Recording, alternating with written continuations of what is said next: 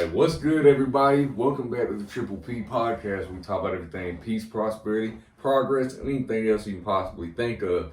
Today, we're here with my friend Zack. Anthony, go ahead and introduce yourself, man. Let's know about what you got going on. What up? I'm Zack Anthony. I've been a person who's been heavy into content creation my whole life. Right now, I'm pursuing biblical ministry on most platforms right now. Did a lot of stuff in the past and everything, but we've been meaning to get this podcast said and done for about, 3-4 months now. Yeah, it's been a while. This stuff keeps coming up, man. Life is busy. A lot of trials and tribulations to get through, but we made it here today. Which, speaking of that, you had a little incident yesterday that almost derailed this again. Yes. So tell us a little bit about that. Went to Nashville yesterday after work last night. Decided to hop on one of those bikes that you rent and everything. You just scan the thing, pay it a little bit, and you ride all around the city, drop it off. I was going really fast. This is my first time being on it, keep that in mind. Going really fast around a curve. The bike loses traction. The whole weight, the whole weight of the bike. I should never get a motorcycle, by the way. The whole weight of the bike and my body weight comes down on my ankle. And result, you can see what happens. We don't know if we know that it's badly sprained and it has a contusion. The x-ray will show if it's broke or not. I broke my ankle before. I think it's broke. I'm just gonna be honest. It feels that way. It does feel How that way. many bones have you broken in total? Just the ankle. Just the ankle? But maybe twice now. That's crazy. But I've broke the ankle in 3 spots at the same time. Oh my God. What happened there? Playing basketball. Wow. Playing basketball. Those basketball hoops outside that you fill with water at the bottom of it. Oh my Lord. Coming down off a rebound. Twisted it, hit the concrete, twisted the other way. So, Oh my God. it wasn't good, man. Yeah, it that's wasn't good. terrible. But that happened last night, and that was about 11 o'clock last night. So I had to have the person I brought bring me all the way back from Nashville, go pick up my mom. We go to the hospital. I'm driven there and everything. And I only got an hour of sleep last night in the last about 30 hours. You can probably tell, but we're making it. Yeah, I didn't get much sleep last night either, bad. But hey, we're getting it today. I wanted to make sure we made it happen because, like I said, I don't remember what's been happening the last couple times. Like, I think maybe, because I know you agreed to it a few times, but then I think something ended up happening like a day or two before, which always sucks. That's always how it happens. Especially with me and them, we all have busy schedules. Oh yeah, all of it. So like trying to find a good day to do it, it's always hard. But today was the day. We had plans to do it. And ain't no boot gonna stop me. I told him last night. I was like, we'll film in the hospital room if we have to. Yeah, we'll get in the ICU real quick. Get this done, but these guys are dedicated to the content. Man, we try to be, because I really want to be consistent, because I feel like consistency, even if you're not getting the views or whatever, it's like, if you're more consistent, then people see that work ethic and are like, okay, they're taking it serious, so I should give it a chance. Exactly. You know what I mean? Absolutely, yeah.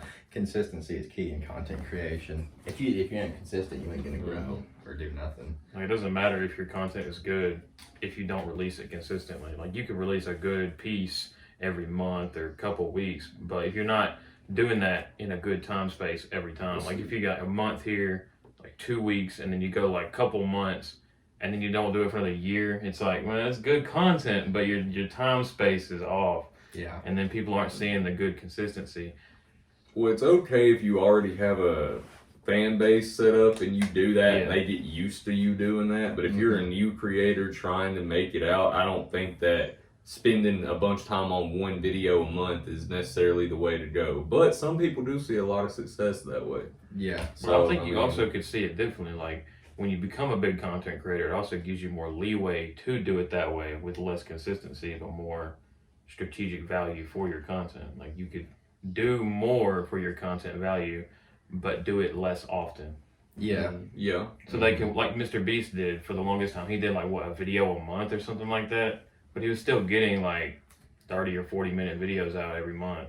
Yeah. See, well, his model is, though, he was making videos, I mean, not originally, but now, if you even look at his model now, he makes about a video a week, but they're all, like, super high-scale production. Oh, yeah. But the difference between somebody like him, like that's a corporation YouTube channel. Mr. Beast, the only thing he has to do for that is probably show up on set, film his parts, and leave. You know what I mean? Like he's probably got it pretty good. I mean, he does other stuff, but oh yeah. Yeah, he's got a lot of stuff going on, and he's got more than enough money to do it. He's probably got a whole team of people ready to edit it, ready to post it, ready to coordinate it, all that kind of stuff. He's probably got a person that's got a job title just to like do his description and make sure it's correct. Like, I think at one point he had like 3 or 4 editors, and I was thinking like, why do you need so many editors? You don't really. All them graphics take time to make. They got to do them on separate builds and then throw them together. It's also so you have, I guess you have more editors just in case, because you got to do the camera editing, you got to do the audio editing, and then the film editing from like different scenic and cinematic parts. Because he does do like outside work as well, like in the videos. Sometimes he does inside. So if you have someone who knows how to do all that, but you also have someone who knows how to do audio engineering and then how to put in graphics. Well, he's probably like a movie team. Like he's probably got people, assigned to every little thing to make sure it comes out like perfect production. Yeah, perfect sound engineering too.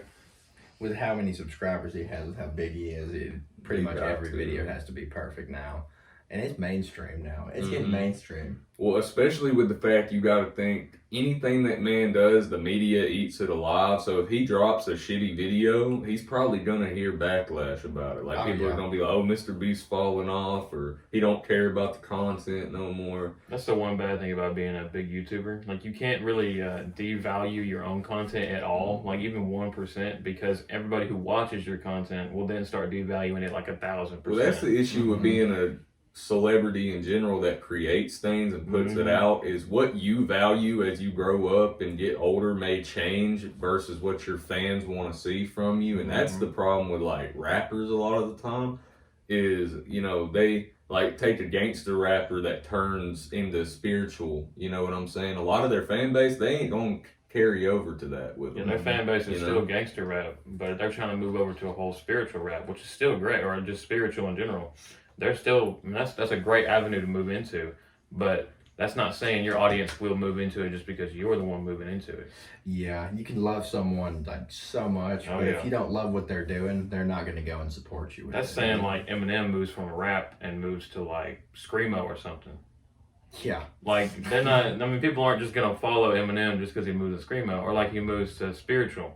Like even if he moves to, there's still a good consensus of people who might still listen to his music. There was a spiritual Eminem. It was NF back in like 2019. He even had the whole hoodie look going on, standing on that boat in the middle of the water doing the little lyrical miracle thing. Like he was out there in that dark alleyway with a real decrepit look, looked like 8 Mile. Yeah, Detroit. Oh my god.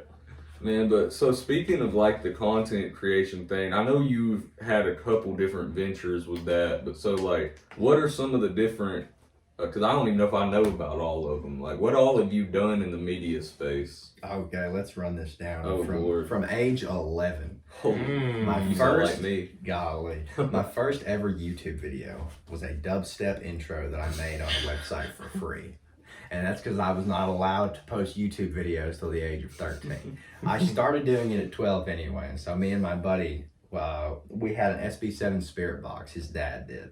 We would go to like the Dead Children's Playground. We would go to like cemeteries, places that we thought were haunted, and make like ghost videos. Not like Zack Bagan status, but like Mo Sargi and Omar Gosh back in the day. We would make some ghost videos and stuff like that. But I'd also make like in my room horror videos, top 10 videos, stuff like that. Transitioned to kind of like top 10 videos for a little while. I'd film a few vlogs every now and then, a few pranks, and that was like up until about 13. The second content creation was a little channel that I had that was dedicated to random acts of kindness, but that didn't go too well because when you're 13 and everything, you don't really have a lot of money. You can't go do a whole lot. You can't really Mr. Beast random acts of kindness. You more like Ryan's Toy World random acts of kindness. Not even that, though, like, yeah. That was, yeah, you know, it was hard to do stuff like that. I did a couple videos, you know, on the Random Acts of Kindness channel. I got good feedback, but just not a whole lot you can do when you're like, you know, 13, making YouTube videos, don't got a car, don't got money like that. Yeah, I mean, you can ask your parents, hey, can you take me to like a decently populated area? And then you go around, hand out some things. Yeah, I had my most popular YouTube channel around probably like 13, 14, but I didn't have the money to upkeep it. Like, that's really what killed it, you know what I mean? That's what sucks about it, man. But when I was, I think the next channel that was actually had the most traction was the shoe review channel. I don't know. I think that was when I was about 14, 15. I was 14 doing that. I used to collect sneakers all the time. I wouldn't go buy shoes just to make a video about them, but I had enough to just be like, all right, here's a video once a week. We're going to review this shoe.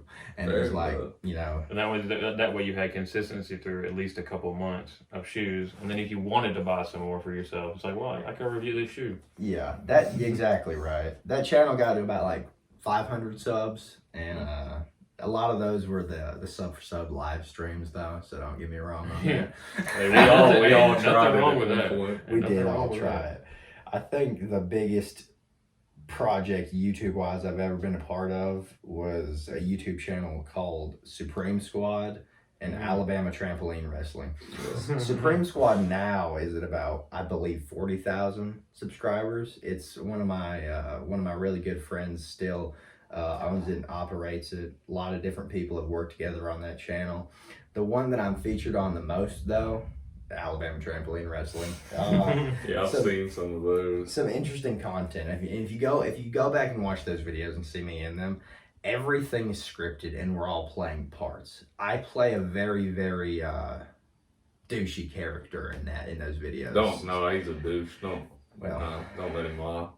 I'm being myself on camera. There's actually no character. There's no script. No, I'm joking. Zack, honestly, probably one of the least douchey people I've met since I've met him. Now, I can't speak for back in the day. I don't know.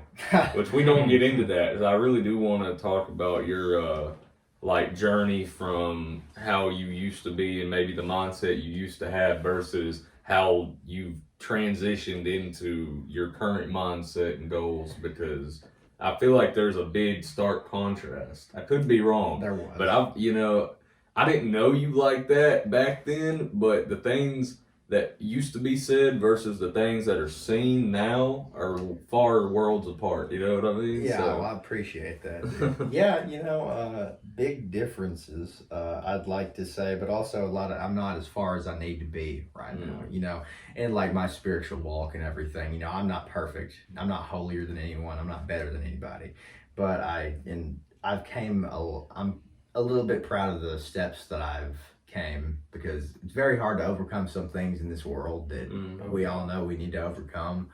And I don't know, when you're younger and everything, I think it's a lot harder. You don't really think about that stuff too much.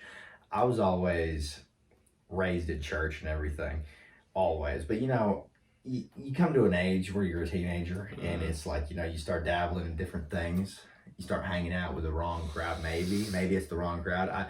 The people that did the wrong things, I'm still some of my best friends to this day and everything. We still talk all the time, and I don't think that's the wrong crowd of people whatsoever. Well, to be fair, sorry, I didn't mean to cut you off, but like, to give another perspective, the people who do hang out with the wrong crowds, either they come out of it still hanging out with the wrong crowds, or they come out of it and learn to not be a part of the wrong crowd, and then they develop in a good way, making good habits out of it and chasing away those bad habits, like you are, chasing spirituality, going down your spiritual walk. And they also, like, when they have their own kids, they know to tell their kids, hey, it's okay to hang out with people who are considered bad influences, but you can also help those people change away from being bad influences. Yes, and you got to have a really strong mindset to not be influenced by what other people are doing. Exactly. Very strong. Which, like I told you earlier off camera, I think there's a big difference between people who do things when they're younger and then grow up and start trying to do good versus people who do bad things or things that aren't just when they're young and then think it's okay to just continue. Just keep doing the same things. I think doing bad things are genuinely, it should be, stay a juvenile thing. Like, you learn and try and keep doing it when you're young, but you got to learn from it at some point. And if you don't learn from it at some point, I mean, these people who do it when they're young and then they keep going and then they just keep going, and it's kind of just piling it on to a fire, and then you burn it at some point. It's like you got to learn to burn it when you're young, so you know when to, make your own pathway. I think it's definitely great to try to do good from a young age. Oh, I tried to do that, but just wasn't strong enough to keep doing it. Let myself do some stupid things and let myself. Temptation is a hard thing. Oh, temptation is the worst thing. It's the worst. And, the devil can get a hold of you and everything. All the negativities of the world can rub off on you really badly, too. Bad. But, from a young age, always into spirituality, into kindness and the heavenly virtues, into church and all that kind of stuff. Then reared off, a certain direction and everything.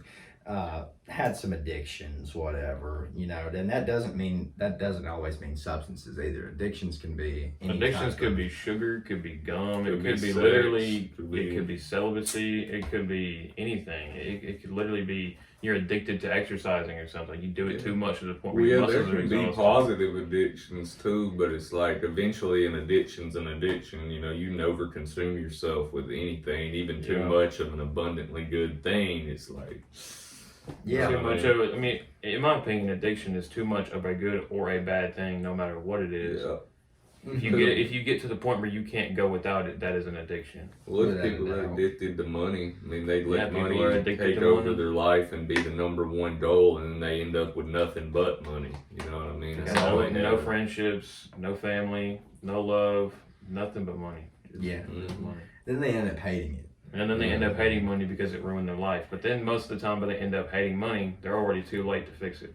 Yeah, and too older in life. Already have, as far as money and everything, they say it's the root of all evil. But let's be real, money can buy happiness. It can. It can make you. It can buy happiness, but if you don't have anybody to share in that happiness with, that's where people mess up. Because they're like, if I get this house, if I get this car, screw a family, screw it. They're like, I just want these material things. But then they come to a point where they either realize, hey, all I'm doing is renting these things. Eventually I'm going to die and they're going to be somebody else's. And what did I really have? You know what I mean? And that's the way I look at it. I would love those nice things, but I'm more focused on building my family and getting my life started in that aspect and trying to live for God in the best way possible and just continue being positive and doing things to boost my energy, I guess is the best way to put it. In my perspective, I feel like we're also on this earth to share, share with others and become a community in the best way we can. Yeah, definitely. So wanting a nice car, I understand it. You want a nice house, I understand it. You want a big old family, that's a great thing. Wanting a family in general, a lot of people I know don't even want a family. And it's tough. Wanting a family is a tough decision to even want to make.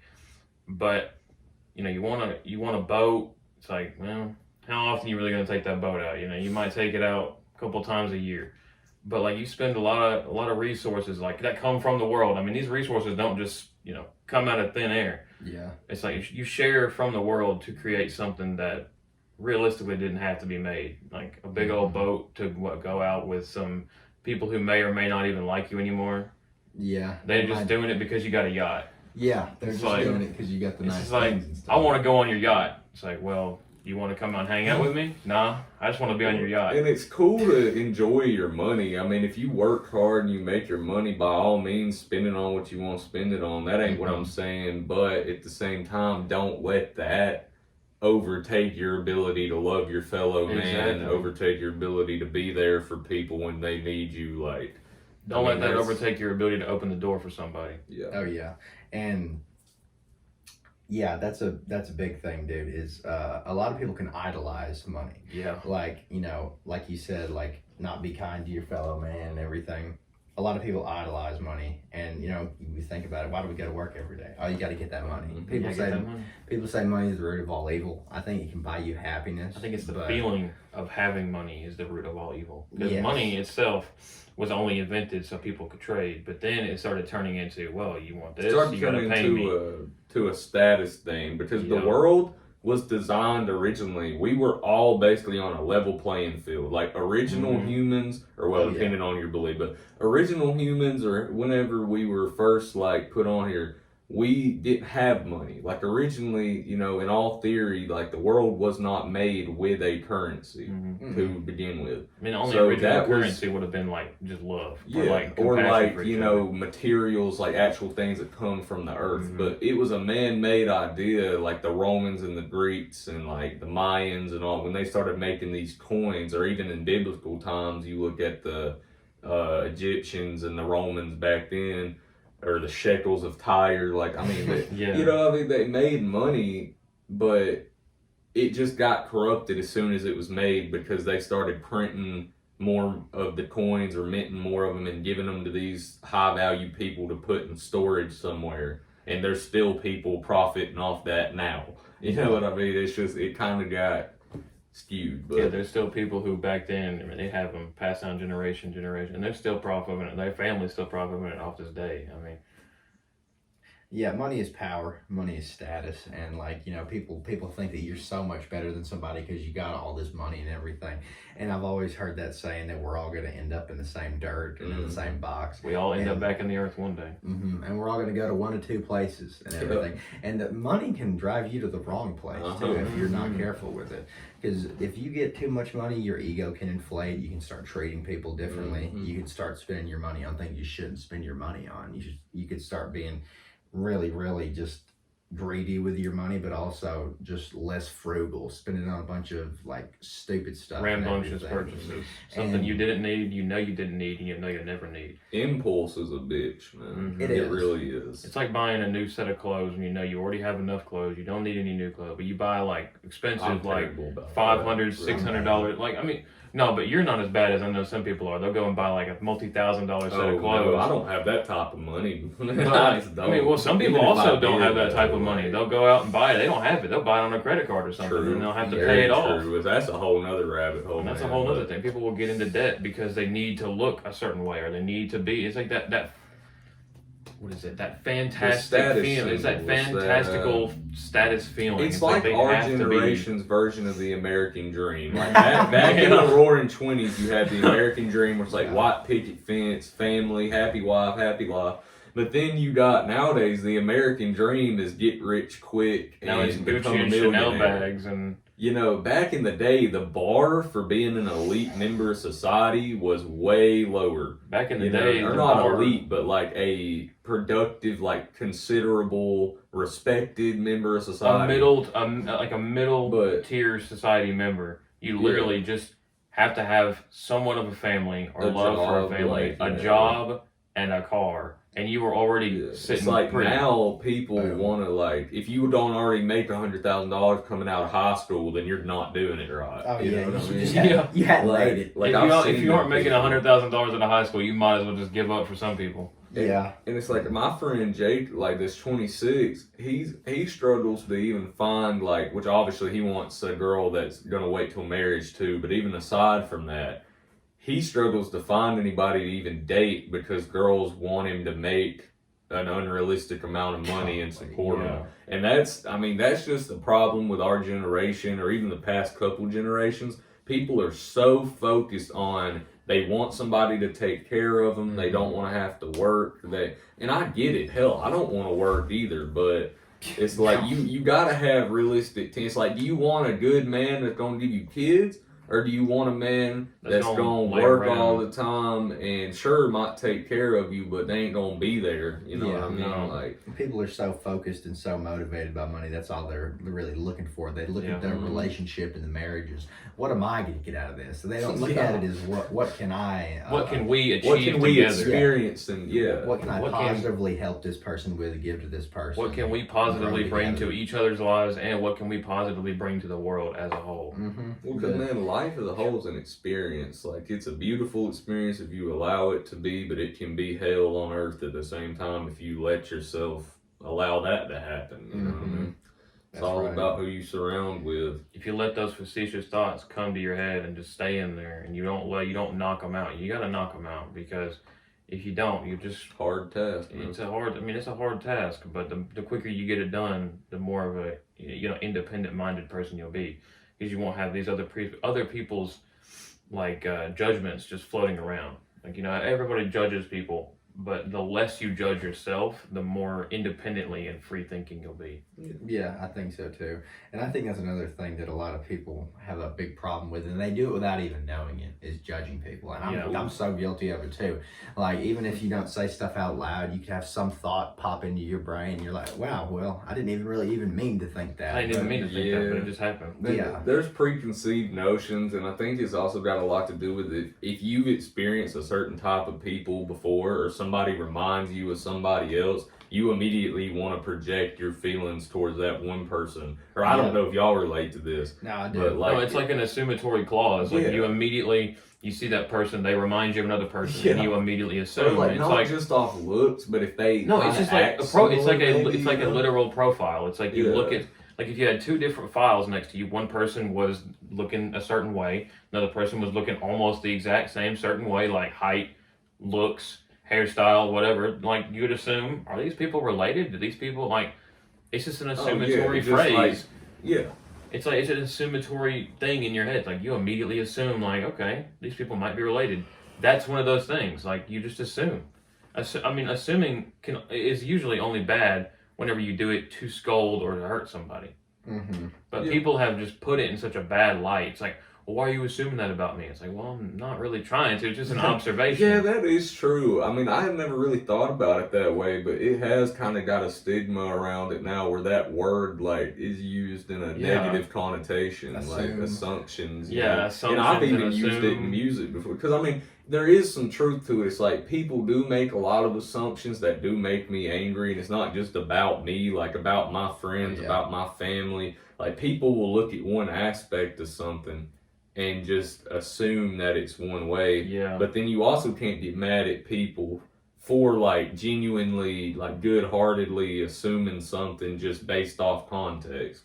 Yeah. But it's different when somebody comes to you and assumes something and asks you if it's true, versus when they assume something and go spread it around to everybody they know. Yeah. You know what I mean? You just see somebody doing something. They might not be what they're actually doing, but it might look a little fishy, suspicious. Oh, guess what I saw him doing? Guess what I saw him doing? Oh, guess what? And he wasn't even doing that. Wasn't even doing that. You could have just been using the bathroom or something. Well, that's how it was in school. I swear to God. Yes. That's why my senior year, I wouldn't even go to the bathroom unless it was after school. I dead ass, because absolutely necessary to have where I knew I could lock the door, because people would try to say you were vaping or like fighting, do or anything to get you into something, like, or spread a rumor about you. If you happen to be in the, God forbid, you have to drop a Duke in the stall and somebody's duking it out outside. Oh my God. You're gonna probably get brought into that. Like, that's just how it was at school. All three of them were fighting. In reality, you were just having a big fight with the toilet. That's all it was. In reality, you were having a master brawl. In reality, you was duking it out with the dookie in the stall, and you was like fighting for your life, and all you hear is one of my core memories. Like, this is so off topic. I'll get back on in a second. But one of my core memories being in the bathroom in like 5th grade and running out of toilet paper because I didn't look before I sat down, and having to scream for somebody to bring me toilet paper for like somebody help me! Because it was after the bell had rang to dismiss us, so nobody was around anymore. And finally, like, I think the janitor or a teacher or something came in there and handed me a roll. But I'm like, oh my God. Did they say a word? No, they did. Because, I mean, I was a kid. Like, if I would have been like a high schooler, I feel like they would have not done it. But hey, to be fair, that's going to teach you later on. This was back before I had a phone. So it's not like I could call one of my friends and be like, yo, cuz, I need some toilet paper. Hey, gang, I got up in here, didn't get no toilet paper. Oh gosh, can you imagine calling one of your friends, like it's after 3 o'clock on a school day, you're sitting on the toilet and everything, and you reach over it, that roll is bare, and you reach over and there's 2 empty rolls, you're like, Nothing but cardboard, you gotta call your friend. Yo, bro, can you get me some toilet paper out of the janitor's closet? Yo, bro, can you slide back over here real quick? Bro, there was some times, I swear, like, I'd call my friend, I'm pretty sure I'd call some of my friends to come hand me a roll from another stall a couple times, dead ass. I probably did. Man, like, those were the struggle days. Yo, bro, can you hand me a water real quick? Yo, bro, pass me that water to the stall. Yo, bro, I don't know who you are, but can you pass me a water? Or you get into a stall next to a random person, you start chopping up in the stall. See, just while we're on this topic, because I know what school you went to, like, what's one of the wildest stories you remember from school? It don't have to be something you did, but just okay.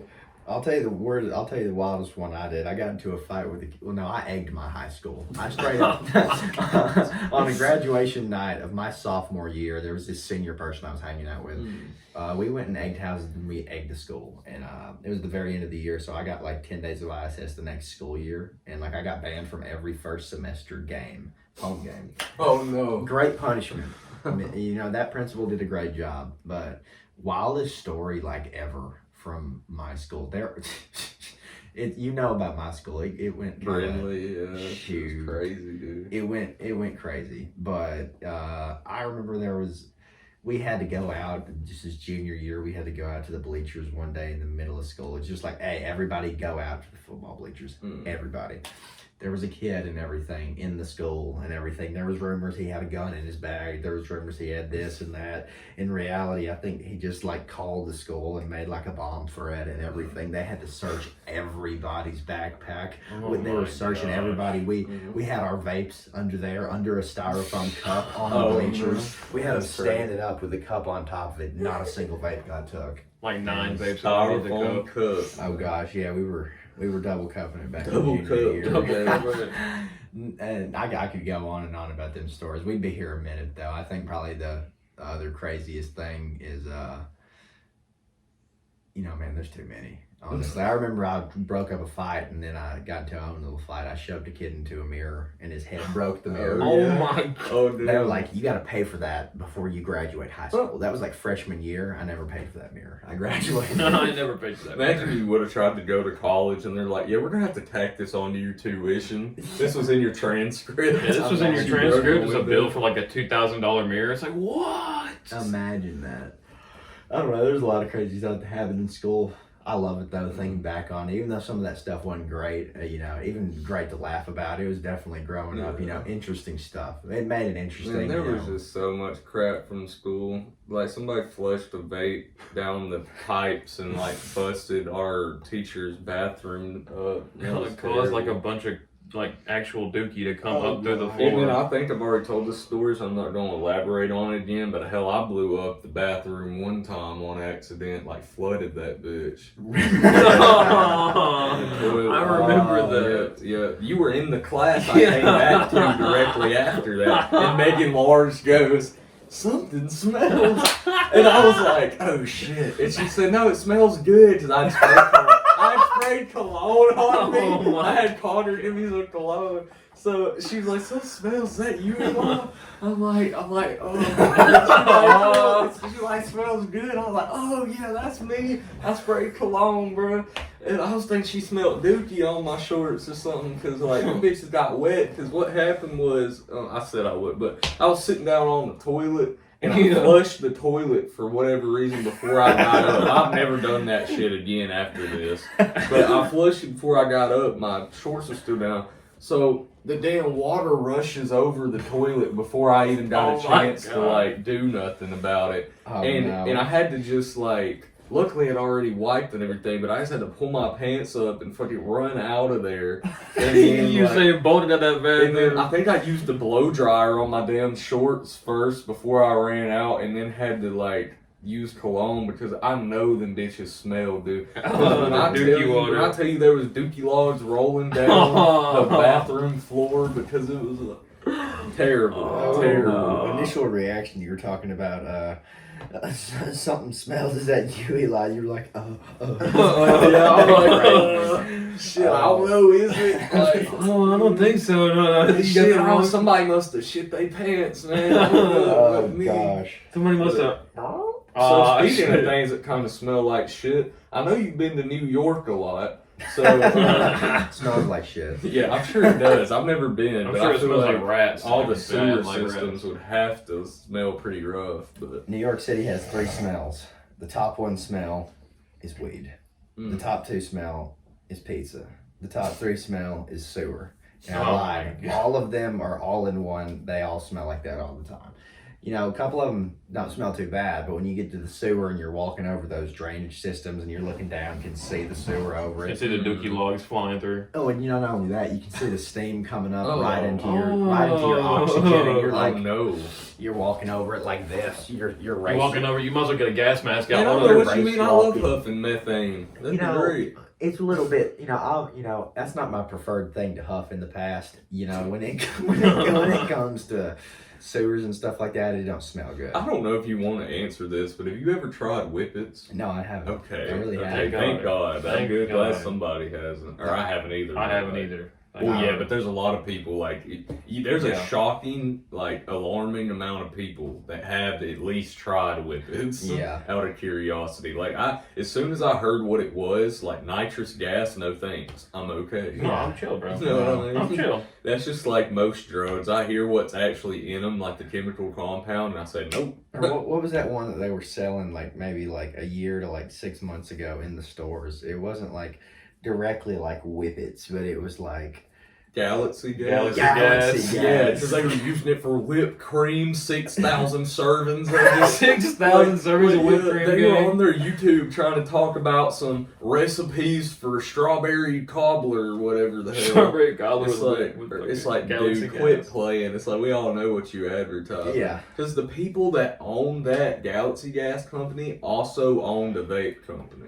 Or something or a weed, something like that. I remember going to this little get together a while back and everything, and I see something. This dude's holding it like right here and everything. He's holding it like it's his precious. He's holding like it's his pet. Like, It's his baby. I'm talking about. He's sitting there cradling it, So looking at he's it like rocking it to this. sleep. sitting there singing it a lullaby like.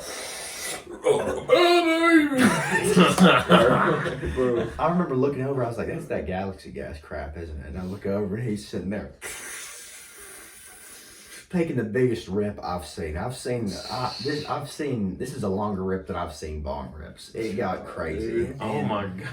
He was sitting over there.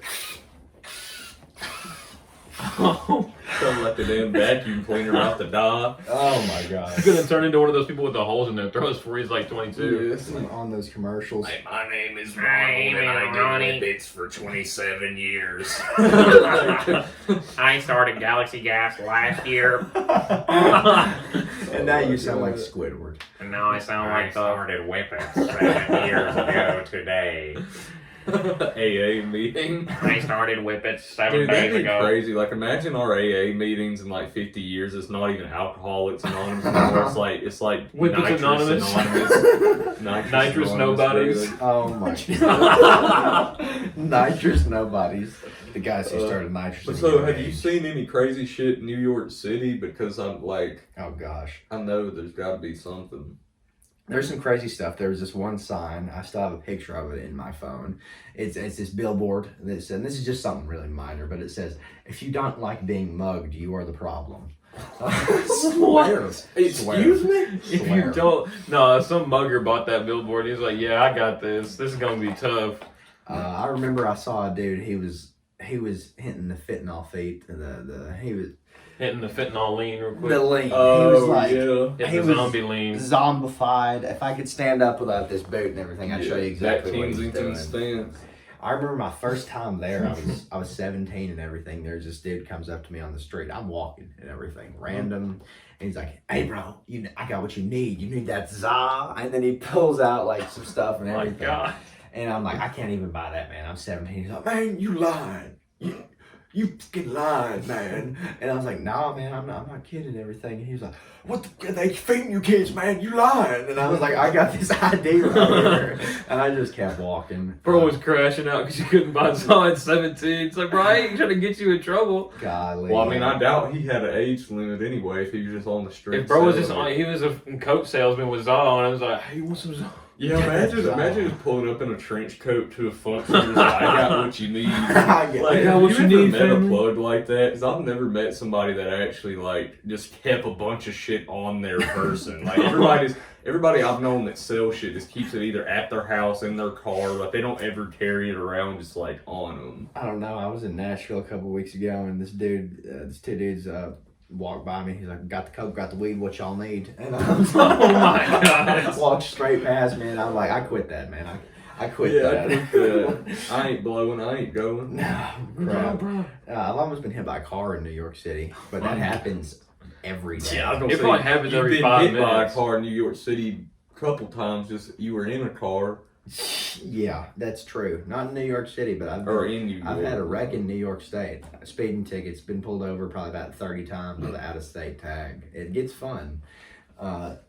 Yeah, but the craziest thing I've seen in New York is really, when I saw that billboard, I was like, wow, this is really the place that we're in. If you don't like Yeah. being mugged, you are the problem. I'm like, How am I the problem? Like, I got bugged, gang. See, that's New York's one of them places where like the homeless people get mad at you for being broke and not being able to give them money. Like they're like, "How fucking dare you?" yeah. How dare you not They're like, claim I know money? you had money to get here. That's like this dude was nice, but when we went to Houston, there's this guy. We came out of the House of Blues, and everybody was just gathering out there waiting on Ubers, whatever. That's what we were doing too. There's this guy out there, and he was asking everybody for like some money, right? And I mean, I felt bad for dude because he didn't even seem strung out. Like he just seemed like a guy that was genuinely like really down on his luck. And Houston is a city where it's easy to do that. But bro was sitting there asking everybody for cash, and he was like, you got any cash? And I was like, nah, bro, I'm sorry, I don't have any. And he's like, man, you gotta have something.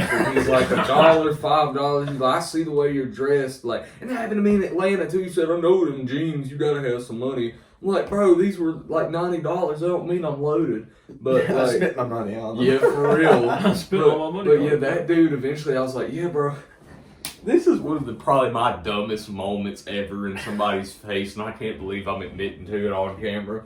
I asked this motherfucker, "Can I cash app you?" Oh He goes, "Well, I don't have a phone." I'm like, yeah, I should have assumed that, bro. My bad. My fault, I bro. was like, God bless you, bro. I hope you find Can I something. cash app you? Because I was gonna help, because I'm like, dude, I feel bad for bro. I'll send you a 10 or something. But, Hey, it's the thought that counts, bro. At least he was genuine about it. Hey, I'm like, can I bro, give cash me about 50 years once I can print a bill out my phone and I'll come back. Yeah, I'll slide back with an ATM attachment on my And to be shit. fair, I think I did have like $100 bill, but bro ain't have change for it. You know what I mean? Like, Hey, you got change for hundreds. Like, if I did, I wouldn't be asking you, bro. It's like, bro, I'm trying to buy a hamburger, motherfucker. You think I got change? There was this time I was in New York City, and like one of the sole purposes of the trip, I obviously go to New York City and everything, see everything, but I was like on a mission to find homeless people and help I them. remember that, yeah. So That's genuine. Bro. there was this one, right? So there's these on just like every corner you get $1 New York slice pizza, huge pizza. It's $1, right? Go in there, get a pizza. I'm like, all right, I'm gonna help some people, just like feed it. Yeah. There was this one dude, and he just wasn't having it. And, I was like, I'm walking by. He's more like our age, not old. Oh, I'm okay. saying like He's a younger dude still. yeah, like 20s, like mid-20s maybe.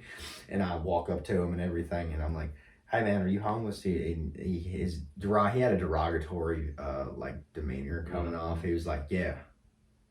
Kind of like a sarcastic, like, yeah, of course. Right, yeah, maybe I am. Maybe I'm not.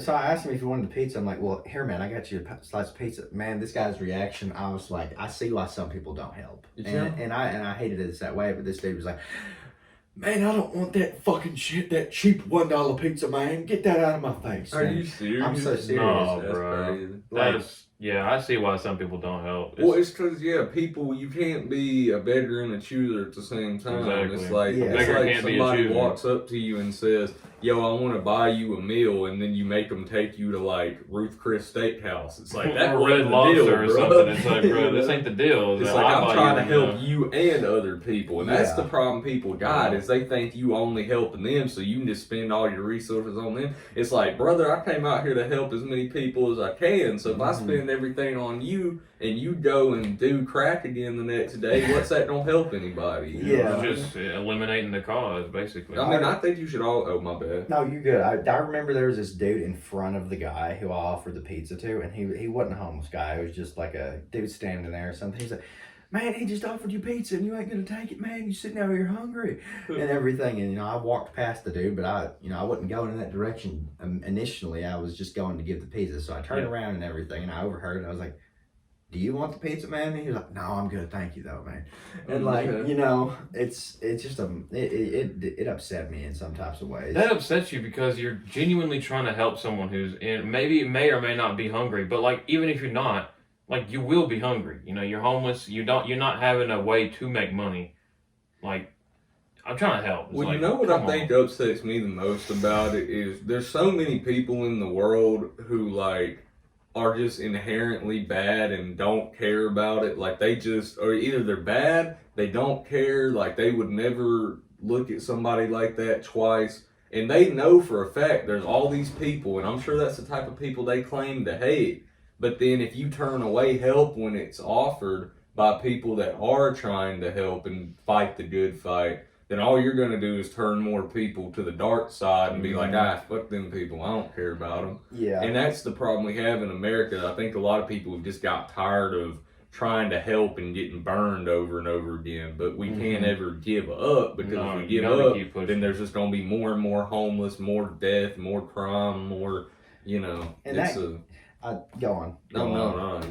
I feel like that goes with not just homelessness, but like if your buddy asked you, "Hey man, can I get $5? Can I get $10 or something like that?" And it's like, man, you've asked me, this many times in the past, 2 weeks and everything. But we got to keep fighting the good fight and everything because if people, I don't know, I've been up for like 30 hours, ladies and gentlemen. My head's kind of in a weird train of thought right now. Hey man, you're fine. But more than just homeless people, when it comes to like helping people in general and everything, I feel like we need to be like as selfless as possible. And people are slowly starting to be selfish, greedy. They don't care. They don't care about other people. All they care about is themselves. And it's been that way for a while. But in our generation, with social media and everyone thinking they're just popping their shit or whatever, like all the time, they think they're the best. They got the ego and everything. Ego kills a lot of progress. Kills a lot. Yes, a lot of progress. It's that I'm the only one in the world kind of shit right now. That main really character kills. syndrome is what it's. I mean, that's one of my least favorite type of people. And I've been guilty at times in my life of being kind of having tendencies like that. Okay, let me stop you right there. To be fair, everyone goes through that, Yeah. so don't ever like beat yourself up for Well, that. no, I mean, because I literally, don't hold it against myself. no, but for real, like everyone goes through that because you have to. You have to know that you're not the main character in this story. Like we are all a part of the world's book, God's book. We're all a part of this. I think you gotta have So an we ego all have death. to share it. We all have to share the story. There's at some point, every man, every woman, every person on the earth has to experience an ego death, like have a moment where you really just sit and consider your place in the universe, because it's hard to think about when you get into it, but once you do, it kind of makes things more clear, because like people who think that they're more important than they are tend to think they're entitled to more than they are. You know what I mean? That's the problem we have with our generation not wanting to work, and why you see so many people constantly hiring and the turnover rate's so crazy. Yeah. People think that just because they got to work 40 hours a week, that company's playing with them, so they got to move to a different job. Yeah. You know what I mean? Shoot, 40 hours a week, I wish. Yeah, You know me what I too, mean? most of the time. I do it sometimes, but... You know what I mean? A lot of people, and I'm guilty of that same thing. I had to have an ego death to make progress. That comes a lot in life and everything, and thinking that you're more important, so you're entitled to more things. I think exactly. People don't want to work nowadays because they're like, oh, well, I'm so special and so this and this and that. Yeah, you are. You're special. You're Everybody is, though, absolutely but on an equal playing field. Exactly. You have your own specialties to you, but everyone in their own regard is we are all still human, so we all still have to do you the gotta human autonomy. understand, Yes. some people have a different set of cards to play at the table. You know what I mean? Not everybody's gonna have the same journey to success, and for some people it takes 50 years. For some it takes 5 minutes. I mean, that's just Some really people, how as it soon works. as you're born, Yeah, exactly. You're born into it. Well, that's why I say, like, you can either be born into poverty and make riches out of it. You can be born into riches and make poverty out of it. I mean, it's really all about how you carry yourself, because at a certain age, people aren't judging you as much on what you do. It's how you do it. I feel like, How you do it and how you hold up and build that foundation you're making. Yeah. So you can set the foundation up for yourself, but if you don't keep it up, it's going to fall apart. Well, and see, especially in places, I mean, you can speak on this, and I mean, I could a little bit, but I think New York is a great example. In certain parts of the world, life also just moves so fast that I think a lot of people just miss out on a lot of aspects. Like, you get more of certain things, but then, and you got to think, most of our population lives in big cities where there's constantly something going on. You're constantly being stimulated. So, like, there's a lot of distractions too up there. There's a saying like quicker than a New York minute, and like a New York stop. You don't stop at the stop sign. It's a really fast life, especially in like big cities like that. I feel like you can get distracted easily by a lot of stuff. And I lost my train of thought. well, like, distracted easily by a lot of do you stuff. think it's I guess I'm trying to think of the best way to word this. Do you think it is a lot easier to lose track of goals when you're living, because you've lived in New York for a little bit, right? Mm-hmm. So, like, did you find it harder for you to achieve, like, being productive versus when you're down here? There's definitely more productivity down here, without a doubt. Being away from like the big city stuff, you see all these things, all this fun stuff to do and everything. So it's think it's just easy temptation when you get into a big city like New York? That's why I like to go. Not for temptations as far as like evil stuff, but just you just have such fun. You have such easy and close to approach stuff.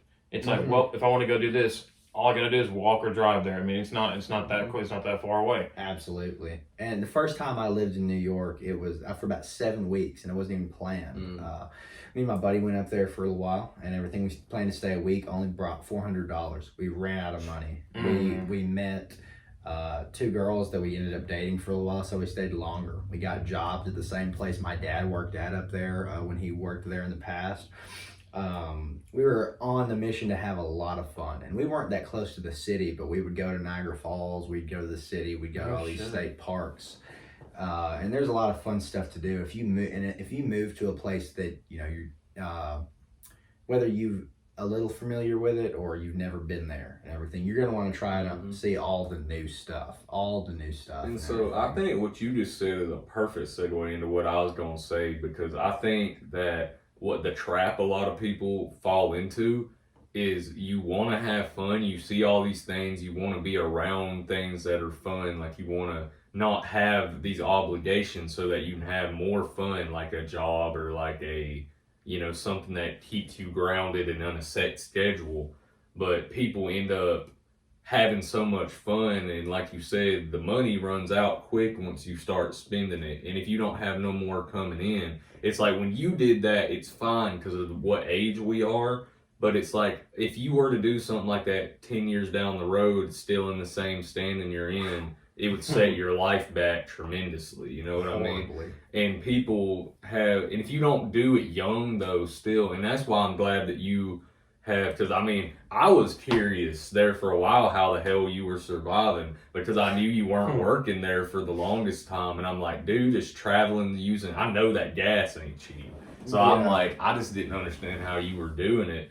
But I feel like you kind of probably had that moment where you were like, hey, I probably need to lock in for a little bit, stay grounded for a while, Oh yeah. You had to, I'm not going to talk about how I was doing all of it. You kind of had to pull some strings and everything, max out a couple credit cards in the process, text anybody, type stuff. Like I remember he texted me one day, he was like, I need to get on this infinite money glitch you're on. I was sitting there laughing. I don't have an infinite money glitch. I've been in debt before, but fun stuff. And when you get in a state of mind where you're like in euphoria and like complete and total euphoria. Perseverance. Yeah. And I think it's good to persevere. I wasn't necessarily persevering. When you get like in a state of just having the best fun, the most fun you've ever had in your whole entire life, you're freshly just graduated high school and you go to a place like New York and everything, you're gonna want to go and do absolutely everything you can. And when you strike something fun,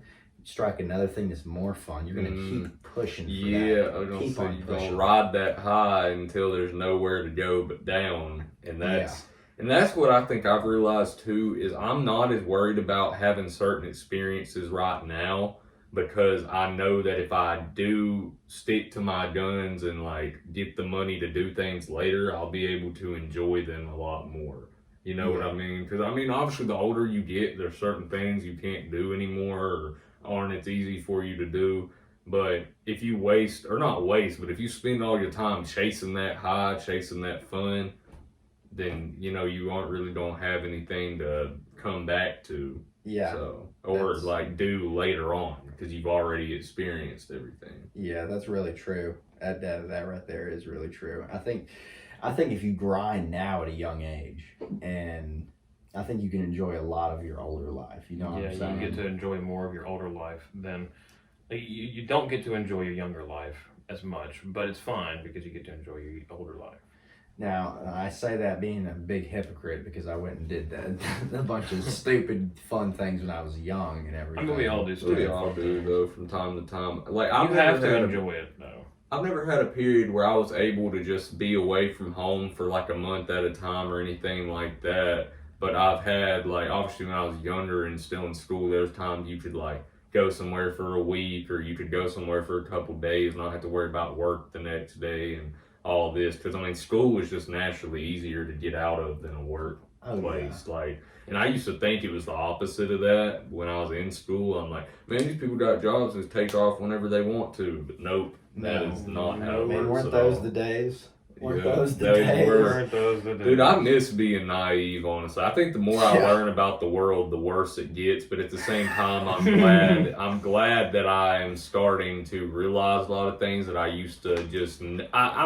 I've always been a pretty intuitive guy. Like, I've been smart and known a lot of the same shit I think about now, but I didn't want to believe it. Like, I didn't want to accept it. Like, I wanted the world to be a certain way, and it just isn't. You know what I mean? I think that's one thing about growing up. Like I said earlier, you either see the world for what it is and try to make the best of it, or you see it for what you want to see it as and keep chasing that unrealistic goal. And it's good to have vision, because obviously I'm doing this, I still make music, but I feel like I will be okay as long as I'm provided with enough money to sustain my life and be able to at least enjoy part of it. You know what I mean? Right, exactly. And like, that's what a lot of people just push. They have to have the best. They have to have the best. And sure, the best is great and everything, but if you got what you need and everything, if you're comfortable, you got, a happy health, happy family, good relationship with God, of course, you got all you need. If, you got a positive mindset, you got all your necessities, you got all you need. And I lost my train of thought again. I've been up for a long time. Yeah, I get that. In accordance though, the mindset is where it starts at. If you can start at the start line, if you got the mindset, you can win the race. You can do a million laps with a good mindset. A bad mindset, you might get half a lap and then you're done. Well, you also want to pace yourself too, because if you put too much, there is so much things putting too much work in and crashing out early on and losing your mind, or just not being able to have connections with nobody because you've been working so much. And that's one thing that, like I was talking about last episode, how I dropped out of calculus and everything. That's it wasn't because I didn't feel like I could put that work in for that. It was that it wasn't worth it for what I would be losing, because I wouldn't have had like no time to spend with anybody anymore. And it's like, you just have to kind of balance certain things. Like I can still graduate without that. So why would I put myself through that when I can just go for a bachelor's later down the road once I have more things, in line? So, Exactly. I mean, it's just, you got to really decide what's going to be best for you and move accordingly, man. That's like hardest thing in life to do, though. Seriously, to me, is keep everything in line and make everything meld and work together. Because put everything on the shelf and nothing falls. Everybody has their own aspirations and goals, and as many people as you have in your life, you have to kind of tend to all those. And they have to tend to what you got going on. So it's a big, like, walking on a tightrope type balance. And to manage all that time is crazy. Yes. If you work Monday through Friday, if you got stuff you're doing on the side like this right here, and dropping out of calculus, I think was a good decision. If it's like, say for example, like risk for reward ratio, if it's not going to benefit you that much. It's like the difference between an associate's degree and a short-term business certificate and not having to take that right now, or an associate's of business and having to take that plus another really hard class right now. So why would I do that to myself when I can just alleviate a little bit of stress right now, probably still get a similar type of job, start working my way up, and then if a job comes along where they say, hey, we'll pay you more or offer you this position if you get your bachelor's, and maybe they even help pay for it, like I'd be down for that even. It's all in God's timing to me. I don't stress too much about it no more. I just wake up, go to work, try to be the best person I can be, make myself feel the best I can, and just, keep pushing. Because that's, at the end of the day, it's like I always say, if you trying, you're winning to me automatically, because as soon as you quit trying is when you lost. I mean, as soon as you quit trying, you fall 30 feet down the hill. Mm-hmm. I mean, it's already... Every day I get up and can support myself and be healthy, I'm just thankful for that.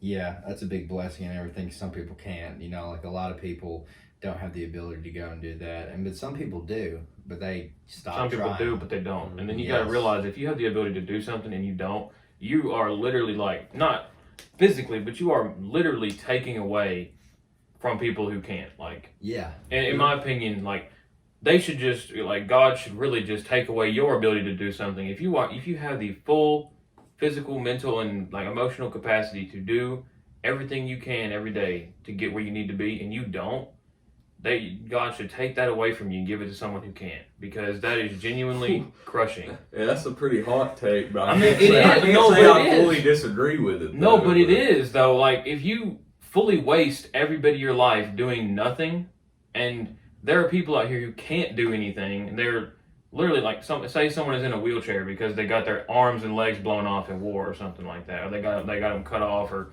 something, and they come back as a veteran. Veterans don't get treated very well in this country. Like, I don't know if y'all have like family who are veterans, but they don't get treated very well anymore. Like, and like, if they get physically injured to the point where they can't work anymore, they're basically stuck on like disability or like Social Security for the rest of their life. I'll help your argument here, because you got people that are abusing the government and fully able to work, which I'm not going to get into that rabbit hole, but just as a segue into that, you got people like, I work with a guy, or multiple people that work two jobs, but I work with a guy that is part of the VA, was in the Air Force for probably a decade, and did all the stuff correctly with that, but he has to work two jobs. Like, like, he you shouldn't works come a harder back. job than goes to Captain D's every day almost. So like, that'd be rough, man.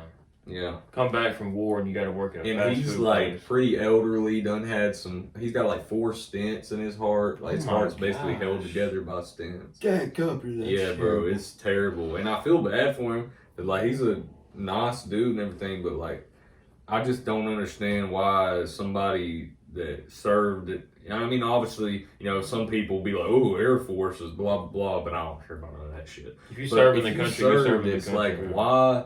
Yeah. We shouldn't have them type of people having to work two jobs at almost like retirement age. You know what I mean? Yeah. That's ridiculous. Literally. Because this ain't a young guy. Like I said, he's probably, I think, early 60s 50s, or late 60s. 50s. So, You should not be having to work two jobs after deployment. Like literally, you go in to the military, come back, and you still got to work 2 jobs. That's some.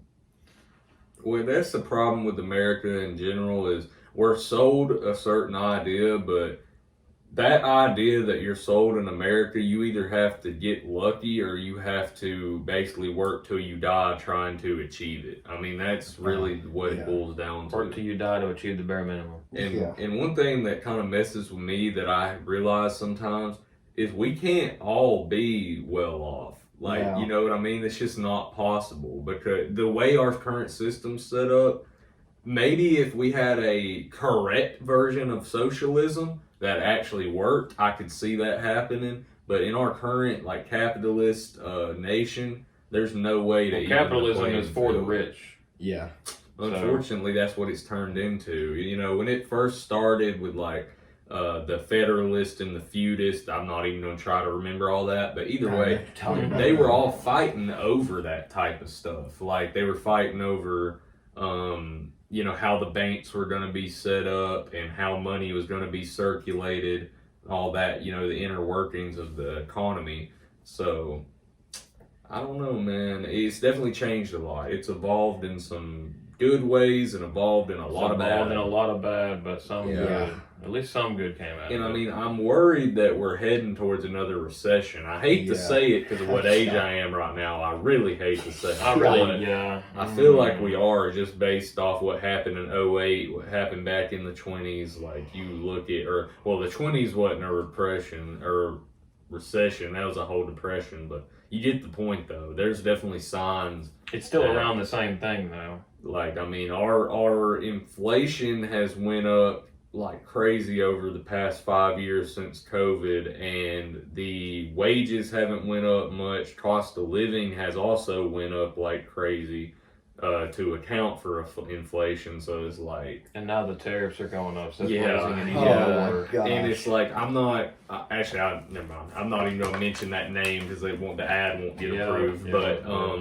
Lord have mercy, please don't mention anything political. We're gonna forget that. Yeah, let's just the general moral of the story is, man, like, it's a very hard system, I will say, to.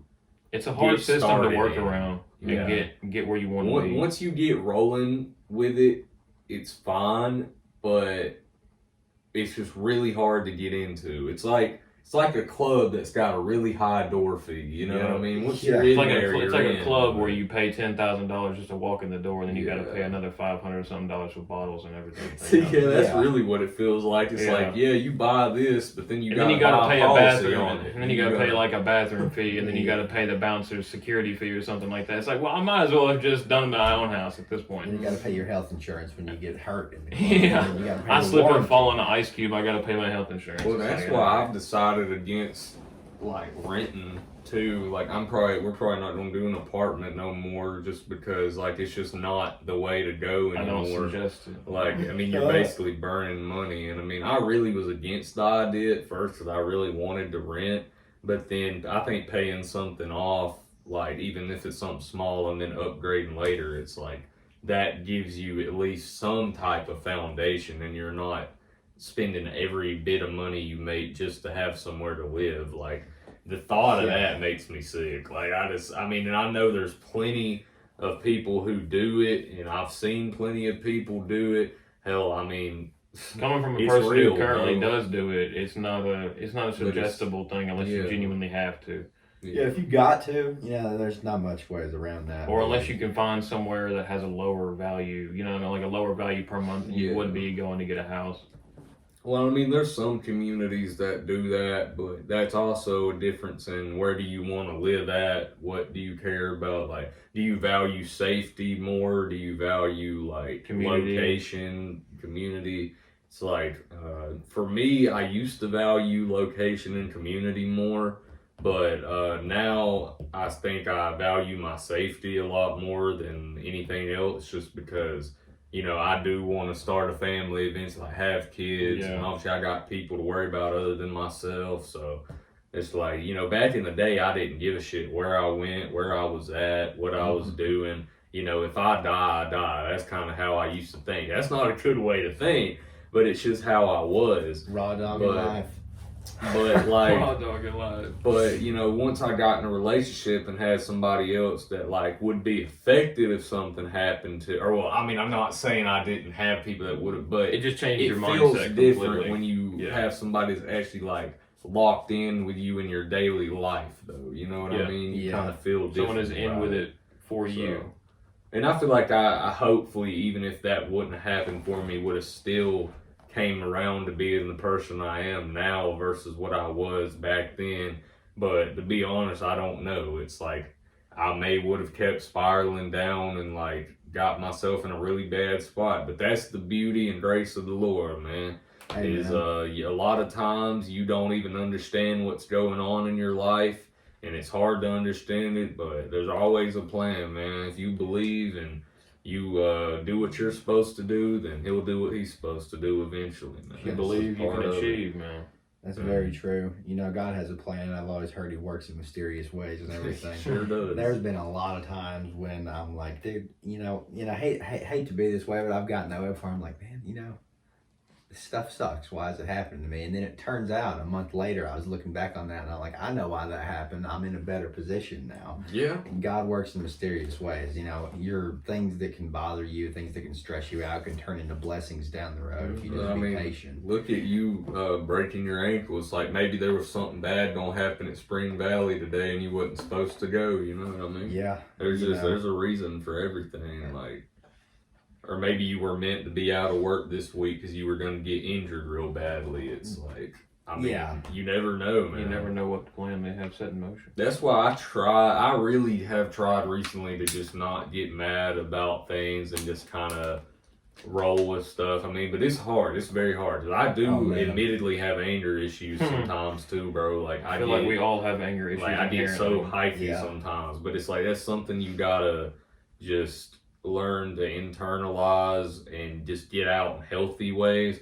And I think music is what that was for me, but everybody kind of has to find their own. And that's why I used to make such aggressive music. It's like, it's not because I'm necessarily like trying to go out and kill everybody. It's just that's how the fuck I'm feeling right You're trying now. to kill that anger. You know what I mean? Like I'm just feeling that way right now. But I don't make that type of music no more because it's not a true reflection of like where I'm at. You know what I mean? Like I'm not trying to hurt nobody. Hell, if anything, I'm trying to help everybody now. Like I'm just very big on positivity, but not capping in the raps or nothing like that. No, everything I've ever put on a damn track's just real emotions, real feelings, real shit that's either happened or there's obviously some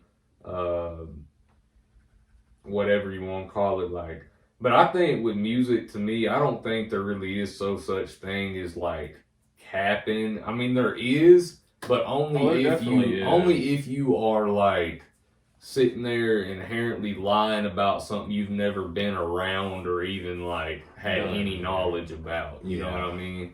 Like I don't know. That's something that is it's a touchy subject. You look at somebody like Lil Tecca.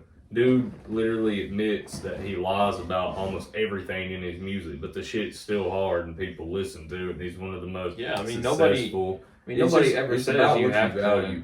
Like to me, I almost like it when people do say they do it for the entertainment now because it means they're probably not going to die in 2 months if I'm a fan of it. Thank God. Yeah. You know what I mean? It's like that gangster shit is all cool and everything. But if you don't have to be living that way, it's really just no way to live, man. Yeah. Because, like... That's why I wish Tupac wasn't in that shit. Because, man, that man was making Tupac, amazing music. The thing with Tupac is, I don't want to jump too far into that rabbit hole, but I don't think... It wasn't gang activity that got I just wish Tupac. he wasn't involved in any of it at all. I wish he was, drama. Unfortunately, that's just the music industry, too. And that's one reason I'm kind of leaning more towards wanting to be more in the media side of things versus the performer side of things, just because, like, man, when you make it in the music industry, you make it into Hollywood, you make it into any of these, like, meccas of any industry,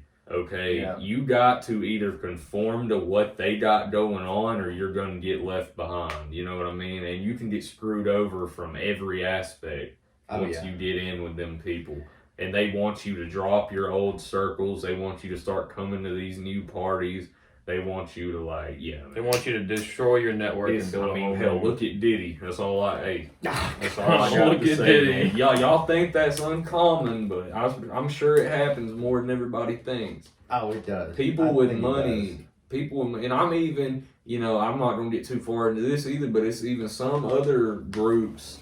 Actually, I don't even want to say the name of it just because, but there's some groups like high up that are supposed to be doing good and putting good out into the world, but they're pretty shady. Like up there at the top level, I feel like a lot of the things they say they're doing, like if you look at the actual evidence in certain circumstances, man, it's fishy. Real fishy. Like I think there's some shit going on, Sometimes the book isn't as thin as the cover lets it look like. Yeah. Oh. That's a great way to put it, man. There's Sometimes they have a book on the outside, you got a book on top of the bigger book, you know what I'm saying? They just want you to flip to the little book. It's like, oh, okay, this isn't that bad. And then you take that book off, slide it, there's a whole mansion of books underneath it.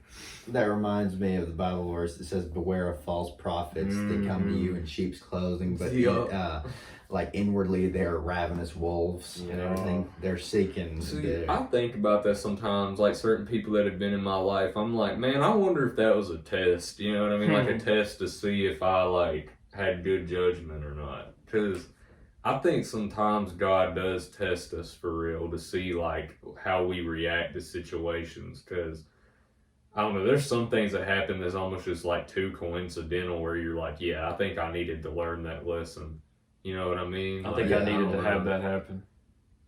Yeah, no, there's definitely some situations that in the moment I was like, man, that sucked. But it's like, I look back, I needed that. Like, I needed that. I needed that to learn a lesson. I needed that to move forward. I needed that to stumble upon a new blessing or a new way of living, mindset change. But God can open your eyes. God can humble you too if you let your ego get the best of you. Yeah, God will put you in your place. He will definitely put something in motion that will put you right in your place. Yeah. You start thinking you're big shit. Big shit will happen. Yeah. Big shit will happen. Look, man, you think that you're untouchable, but then it's like untouchable. You don't understand, man, that one thing can happen in your body. One molecule can shift the wrong way. One gene can splice the wrong damn way.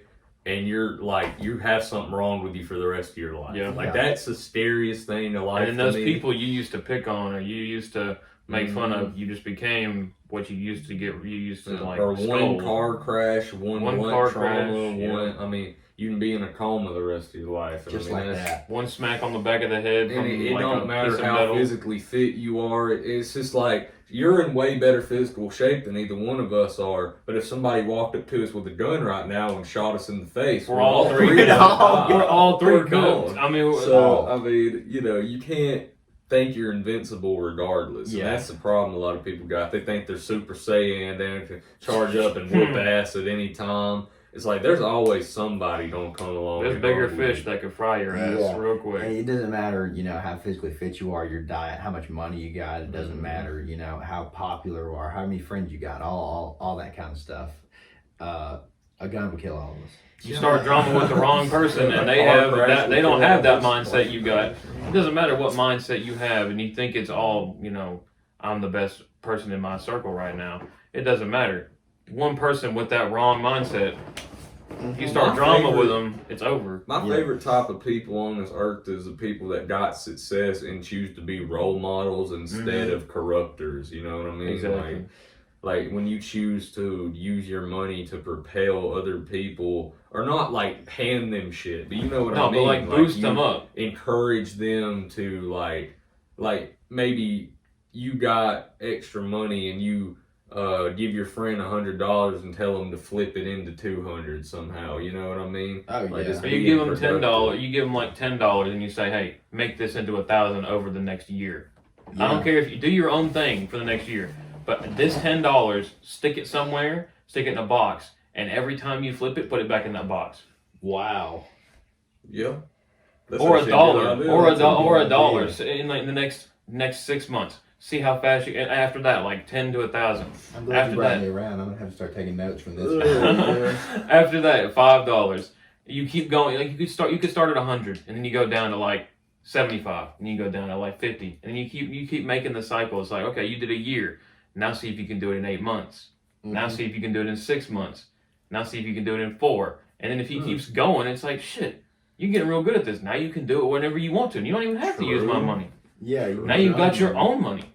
And when he flips it into that money, it's like, oh, And see, you made that money. So now all you got to do is pay me. Well, I gave you 100. You give me 100 back. You got the 900. What you're saying, I think, ties into really well with the whole thing about, like, you want to be able to help people and give them money, but you also want them to be able to use that. You want to have the trust value. You want to have the trust value that they'll, 1, actually do it, and 2, that they won't just take your money and say, well, I don't really have the time for that. It's like, well, I'm trying to help you. You know, I mean, I really want to have the faith in you, and I really want to have that lifetime trust. You know, when you start doing stuff like that, you get that lifetime trust. It's not just like, a couple days, you know, we'll trust each other, but it's that we could always come to each other for whatever the hell we need. Like, hell, you need to go get your battery changed, and call them up. You need to go get a tire changed. I don't even know if I need help. Call them. Yeah. I got a couple buddies who I'm like really, really close with. If we ever like need, anything, we're there for each other. But there have been those times when we couldn't be. Yeah. It sucks. But I think that's really cool. But you understand each other because of that. Yes, exactly. Well, I think because in my situation, right, like I'm not gonna get no names or specifics involved, but it's like I've had situations where it's like I want to help somebody, like really want to help somebody, want to see them doing good. So I spend like way too much money trying to achieve that goal, but then they don't really make nothing out of it. And then you get to a point where you're like, you almost have to distance yourself a little bit until you see them making progress. Because if they don't do it on their own, then you helping them ain't gonna do anything. The appreciation wasn't there, and the accountability wasn't there. Yeah, they were just doing it because you're doing a lot. Or it's like maybe the appreciation's there, but you don't feel it's appreciated based on the lack of accountability. Because it's like you feel like they appreciate what you're doing for them, but they don't realize the sacrifice you are making and the work you did to get the money that you gave them. You know what I mean? That is the biggest thing to me. Is I feel like in the past, in multiple situations, people just haven't understood like what I did to get the money, and I think it almost feels like you have to drag them to work with you every single day for them to understand. Never worked a full day or a full week, or like I've been at the same job that I can't stand for 2 years, working full time, a lot of overtime. Like it's not a fun experience, and people want to be like, oh, well, you make more money than me, so you got to be like doing better. It's like, dude, I got more shit to pay for than you because you have everybody else paying. I'm only doing better because I have to. I physically, I can't go without it. You know what I'm saying? Like, there's just, I mean, like, I either do it or I die, basically. I don't want to go to work, but it's like, I have to go to work, man. Yeah. It's like, it's a blessing, too. It's like, it is. None of us want to, though. No. You don't wake up in the morning and say, I want to go to work today. It's like, no, I wake up in the morning and go, I wake up in the morning, There's some days where I'm like, today's going to be a good day. Think of it positively and everything. That does not mean that is the number one place I want to be. Like, it's not, oh, yes, I want to be at work so bad. No. Well, so you encourage me a lot of times just because, like, you be working same hours I do, but even longer, and you're still on your story posting scriptures and keeping everybody motivated and stuff. So, I mean, it's really cool to see because me personally, I get on my phone and want to rant about some shit, but I don't do it no more because I'm just like, you know what, man? God got me. I'm chilling. Like, I don't have to express this right now. Yeah. But so I feel like it'd be hard to like constantly keep that positive attitude and be able to like, because I mean, you may not even want to touch too deep into this, but like, I feel like a lot of times it's got to be a case where maybe you're not even agreeing at the time with what or not that you're not agreeing, but you're not even living or feeling what you're posting at the time, but you are still doing it because you want to be. Yeah, or, motivation for yourself. That's something that I talk about a lot is positivity, because I can get really negative. I can get judgmental. I can get hateful and angry. You got to fight it and you got to combat it. And a good way to do that is trying to, you know, tell other people to do the same thing, encouraging them. Because it's like, if I'm telling people to do it, I have to do it myself. Yes. You know? You can't just be hypocritical. Exactly. And, you know, that's exactly, you kind of hit the nail right on the head with it, though. Like, yeah, it's a lot of the times, some of the stuff I agree with, definitely. But it's like, dang, I did this today. I shouldn't have done that. Now I'm going to post about it. Like, you know, so maybe fair tomorrow. enough. And that's a good way of keeping yourself accountable, too, because you're basically admitting to your sins without directly telling people, hey, this is what I did today wrong. You know what I mean? Right. Like, it's like flipping what you did that you're not proud of and making it into a lesson for yourself and other people. Like, and there's some beauty to that to me, because a lot of people just don't have the ability to do that, you know, and it kind of, I think, honestly, it's probably been one of the best podcasts that's probably built on each other, because I feel like a lot of what we're saying right now, honestly, just ties into so much. I feel like you've probably been the most adept guest to both of us. Cause you guys, oh yeah. Well, yeah, because like, because your mindset is purely positive. Like, there's no, you don't like to keep negative buildup. Like, you like to dissipate it as much as possible. Well, when there's negativity, in my opinion, that negativity will feed on negativity.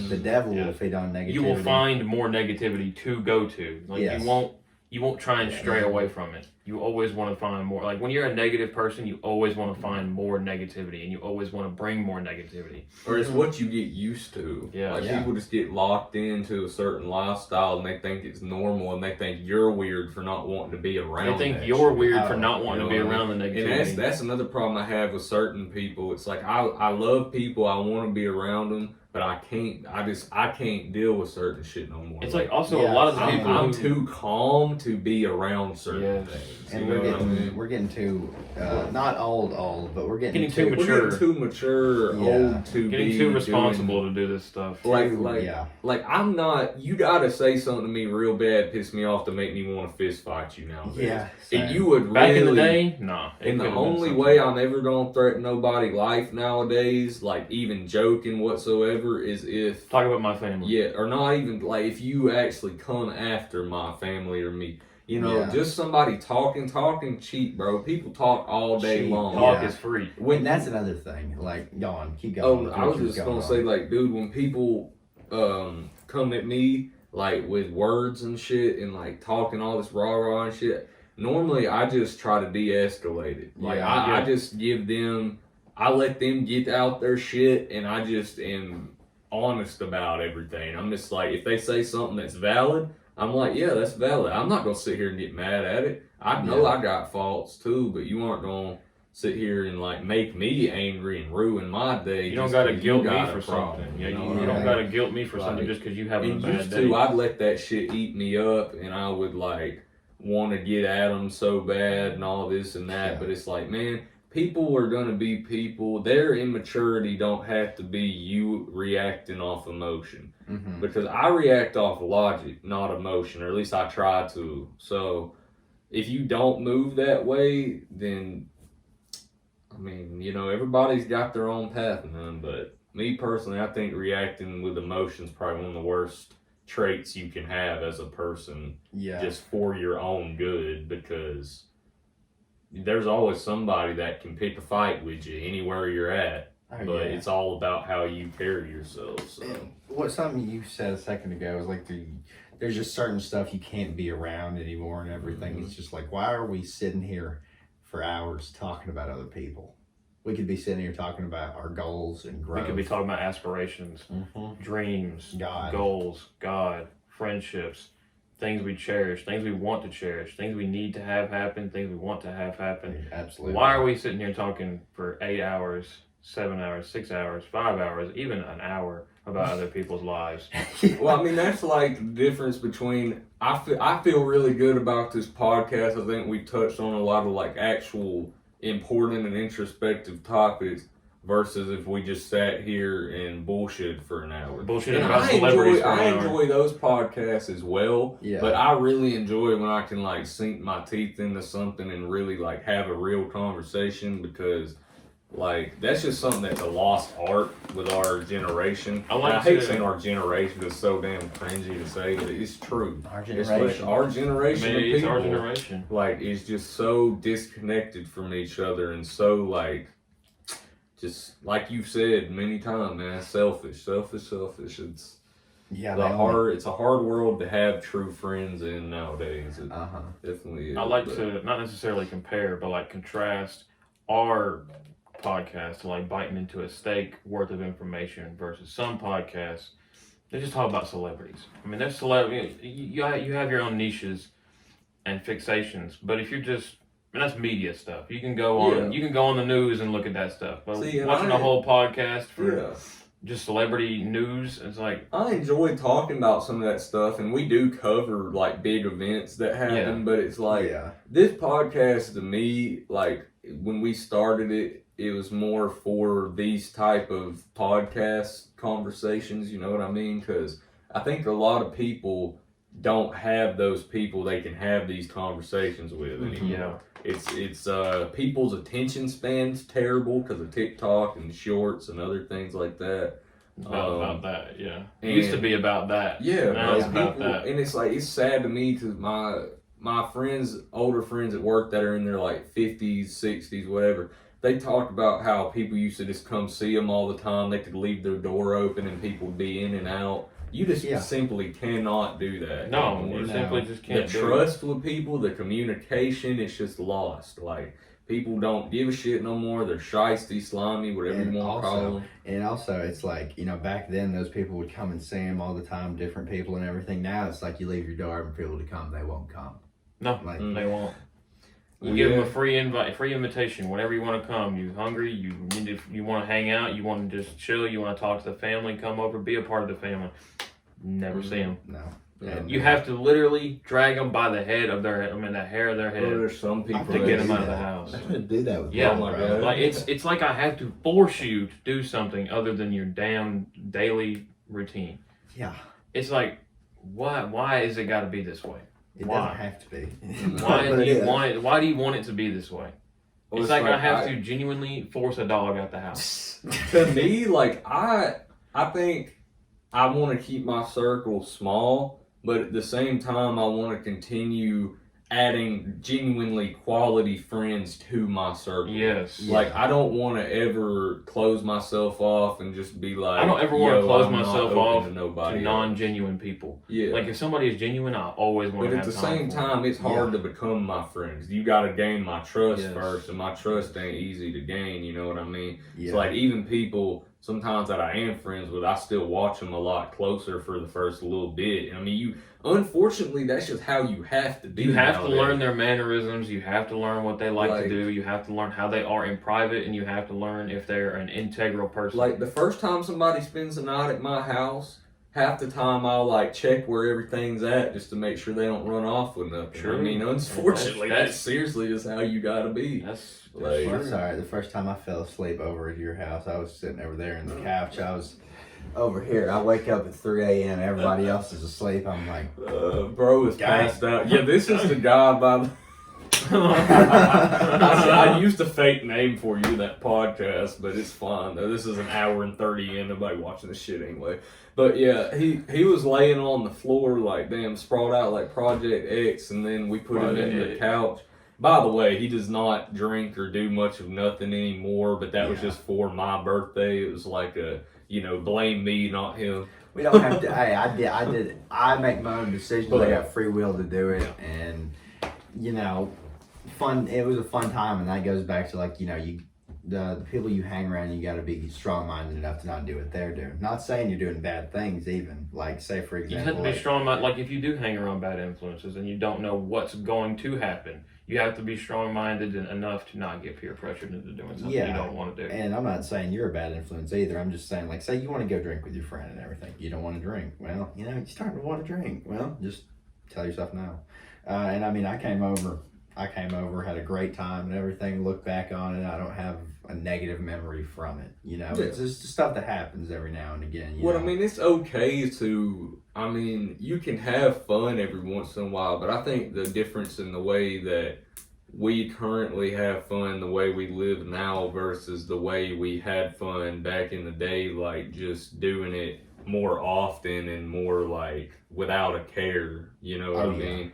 now it's like I celebrate when I have something to celebrate. Yeah. I don't just drink every weekend for the hell of it. You know what I mean? Or like because I feel like I have to. Yeah. You know. Used to be that way too. Like, you know. Dude, I was an dude. alcoholic at 15. It's terrible. Yeah.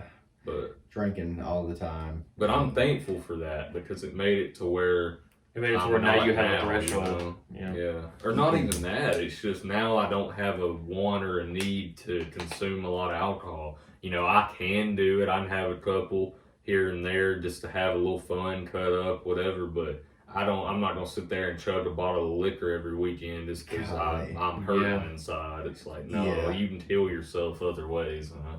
You know, I mean, that's another thing, man. People, and I'm a big hypocrite saying this, I guess, because, you know, I smoke still and do whatever. But to me, that's not a numbing thing. That's more just a slight mind calmer. And, you know, some people might disagree with that. But, you know, if you use things for your only source of, like, healing and making yourself feel better, then that's all you're ever going to be able to relate to healing. Yeah. So, I mean, you have to, you know, some people find power in God, some people find new activities that get their mind off of drugs. So, I mean, you know, rehab's always an option if you're already in the cycle, but all of it's very hard. You know, it's not to say anything's easy in life because it's not. And everybody's got their own journey, man. Like I've said probably 50 times during this podcast, but I mean, it's true though. That's something huge. Everybody's got their own journey, and this goes back to judgment. And this is something that I posted a couple times on Snapchat. Is like, we aren't better than nobody, and it's just because if we are good at something. Let's say just it's a stupid analogy. I'm good at flipping this water bottle and landing or something. Yeah. These two aren't. That doesn't make me better than them. No. They are better at, say, for example, rocking that nice hat and rocking that nice fit than I am.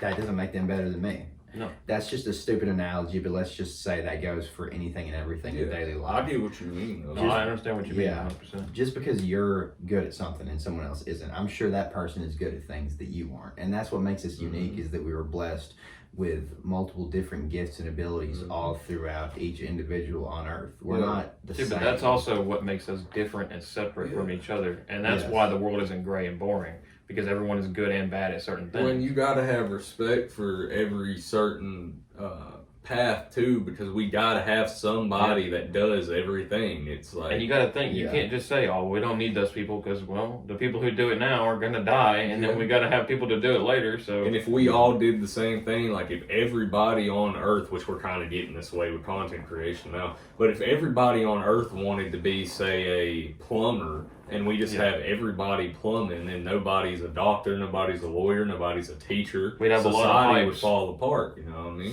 Yeah, It could you wouldn't. imagine that? No doctors. No doctors, no Everyone's- lawyers. See, Everyone's a plumber. see, you may think I'm tripping with this, but I say give it like a couple hundred years, and I think honestly doctors are going to be very few and far between, because I think it's a thing that people are starting to do less of. Like, people don't want to stay in school that long to get a doctorate.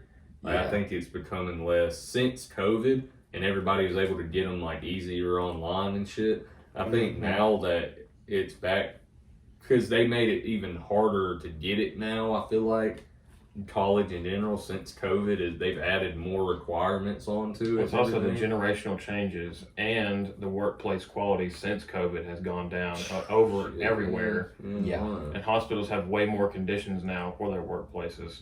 So you have to do so much more to actually get this experience you need.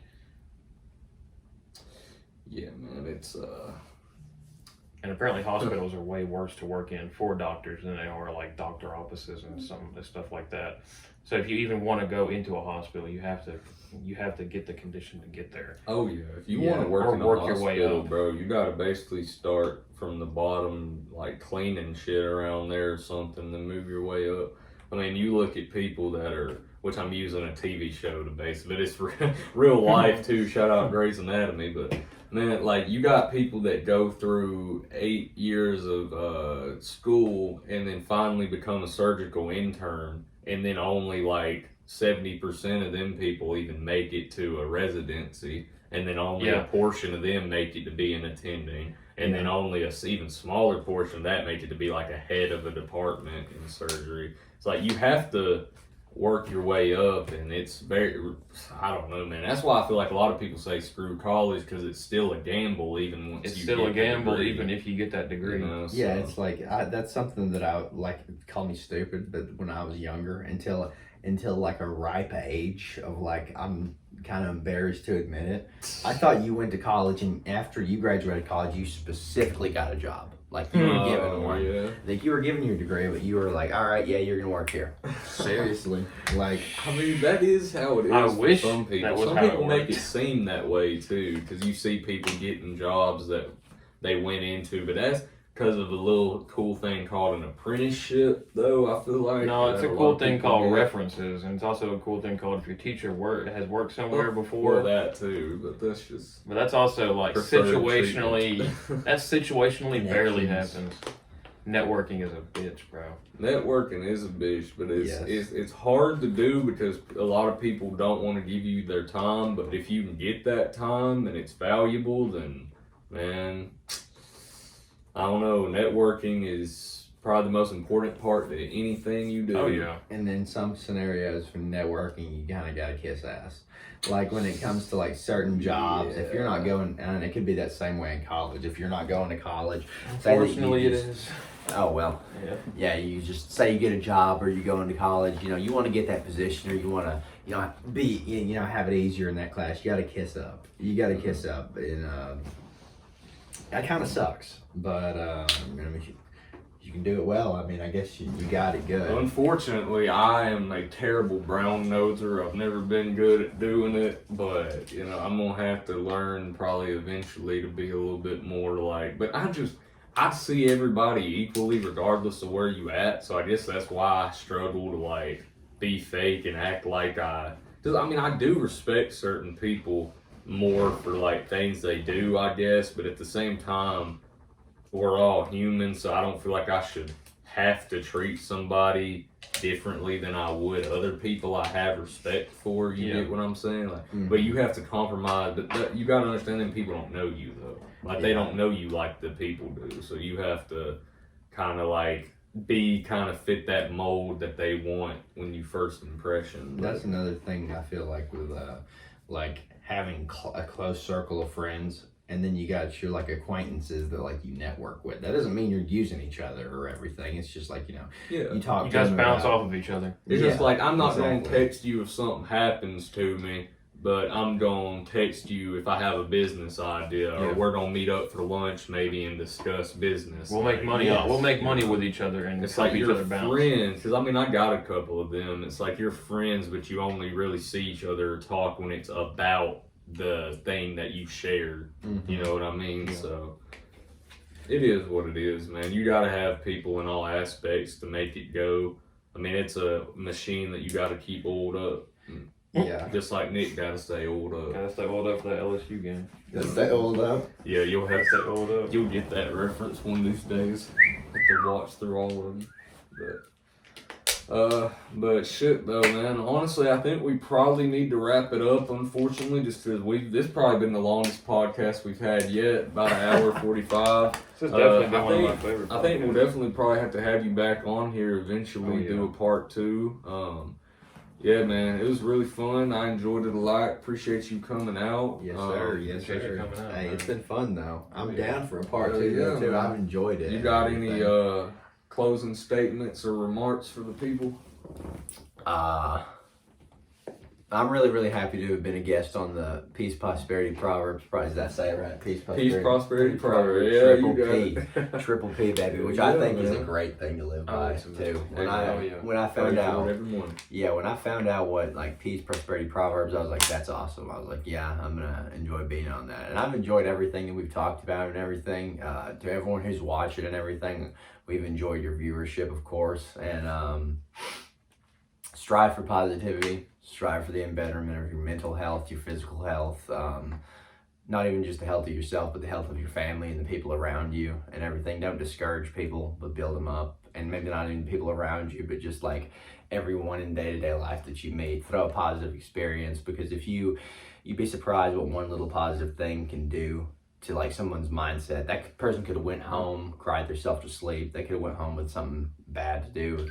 Plant seeds to grow trees. Mm-hmm. Plant seeds to grow a forest. Yeah. Yep. God, Because you never know. You never know. that's true. God is good, ladies and gentlemen, and that's probably the realest, truest thing I can say on here. God is good, and He will take care of you when you need it. He's there for you and watching over you every step of the way. And I forgot to even talk to you about your spiritual content because we got sidetracked. But where can people find you at for content relating to spirituality? If you want to check me out on Snapchat and everything, that is the biggest thing to find me on. It's just at imzackanthony with a Y at the end of it. I'm Zack Anthony with an extra Y. I started on Instagram too. It's just I'm Zack Anthony, not the extra Y at the end. And we're gonna try and go to Facebook soon too. And once I can get disciplined and consistent on that, I do want to start TikTok and YouTube with it. But that's bunch of platforms to juggle all in between and everything, but it's something I want to do. Our TikTok been hurting. I've been struggling to make them recently. TikTok is a hurting platform, man. It's so hard for lower tier. But yeah, man, I hope y'all guys enjoyed this episode. I definitely did. And remember to always be good people. And if you do something, try to be good at it. And we will see y'all next week, man. Oh, yeah.